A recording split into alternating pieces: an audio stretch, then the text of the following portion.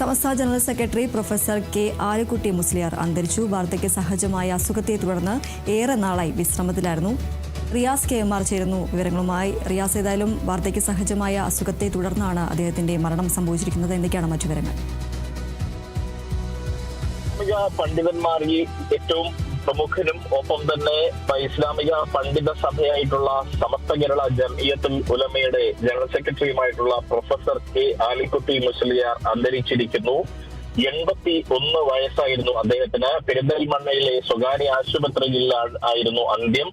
ഏറെക്കാലമായി വാർദ്ധക്യ സഹജമായ അസുഖത്തെ തുടർന്ന് സംഘടനാ രംഗങ്ങളിൽ നിന്നെല്ലാം തന്നെ അദ്ദേഹം മാറുന്നത് വിശ്രമിക്കുകയായിരുന്നു. പക്ഷേ പലപ്പോഴും സമസ്തയുടെ കേന്ദ്ര മുശാവറ യോഗം കോഴിക്കോട് ഒപ്പം തന്നെ ചേളാരിയിലുമുള്ള സമസ്തയുടെ ഓഫീസുകളിൽ നടക്കുമ്പോഴൊക്കെ അദ്ദേഹം വാർദ്ധക്യ സഹജമായ അസുഖങ്ങളെ പോലും തൃണവൽക്കരിച്ച് സംഘടനാ രംഗത്ത് വളരെ സജീവ സാന്നിധ്യമായിരുന്ന ഒരു പണ്ഡിതൻ കൂടിയാണ് ഇന്ന് വിട പറഞ്ഞിരിക്കുന്നത്. മാത്രമല്ല, ഇദ്ദേഹം ജാമിഅ നൂരിയ അറബിയയുടെ പ്രിൻസിപ്പളാണ്. മലപ്പുറം തിരൂർക്കാട് സ്വദേശിയായ അദ്ദേഹം തിരൂർക്കാട് അൻവാറുൽ ഇസ്ലാമിക് വിദ്യാഭ്യാസ കോംപ്ലക്സിന്റെ ഉപാധ്യക്ഷനാണ്. പൊന്നാനി മഊനത്തുൽ ഇസ്ലാം അറബിക് കോളേജിന്റെ പ്രസിഡന്റാണ്.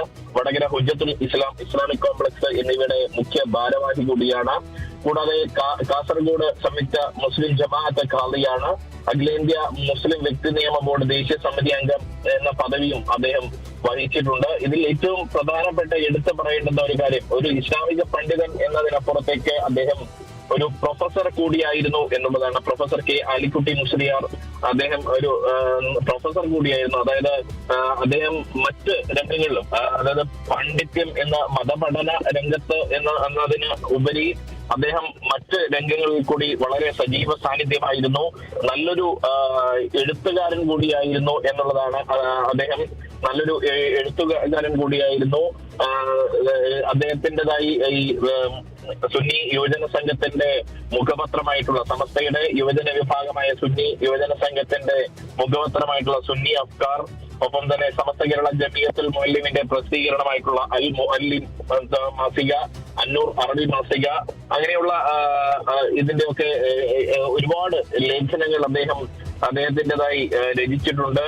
ഇതിന്റെയൊക്കെ മുഖ്യ പത്രാധിപനായും അദ്ദേഹം സേവനമനുഷ്ഠിച്ചിട്ടുണ്ടായിരുന്നു. കൂടാതെ തിരൂർക്കാട് ആസ്ഥാനമായി പ്രവർത്തിക്കുന്ന ഡാറ്റ നെൻ ഫോർ ഇസ്ലാമിക് പ്രൊപ്പഗേഷൻ പുറത്തിറക്കുന്ന മുസ്ലിം ലോകം ഇയർ ബുക്കിന്റെ ഉൾപ്പെടെയുള്ള ചീഫ് എഡിറ്ററാണ്. Kerala Muslim data bank web പോർട്ടലിന്റെ ചീഫ് എഡിറ്റർ ആയിരുന്നു.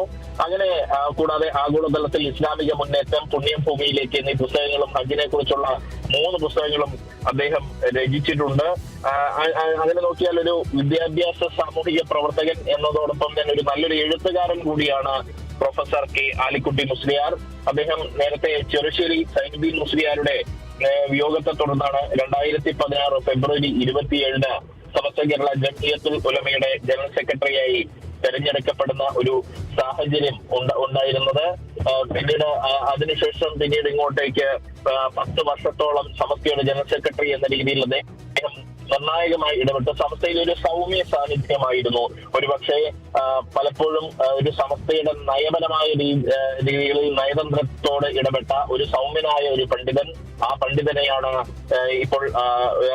അദ്ദേഹമാണ് ഇപ്പോൾ നഷ്ടപ്പെട്ടിരിക്കുന്നത്. കഴിഞ്ഞ 2 ദിവസമായി പനി ബാധിച്ചതിനെ തുടർന്ന് അദ്ദേഹത്തെ പെരിന്തൽമണ്ണയിലെ സ്വകാര്യ ആശുപത്രിയിൽ പ്രവേശിപ്പിക്കുകയായിരുന്നു. അതുകൂടാതെ മറ്റ് വാർദ്ധക്യ സഹജമായ അസുഖങ്ങളും അദ്ദേഹത്തിനുണ്ടായിരുന്നു.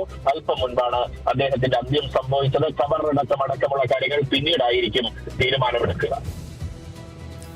ശരി, Samastha general secretary professor K Alikutty മുസ്ലിയാരാണ് അന്തരിച്ചത്. വാർദ്ധക്യ സഹജമായ അസുഖത്തെ തുടർന്ന് അദ്ദേഹം ഏറെ നാളായി വിശ്രമത്തിലായിരുന്നു. റിയാസ് KMR ആണ് വിവരങ്ങൾ നൽകിയത്.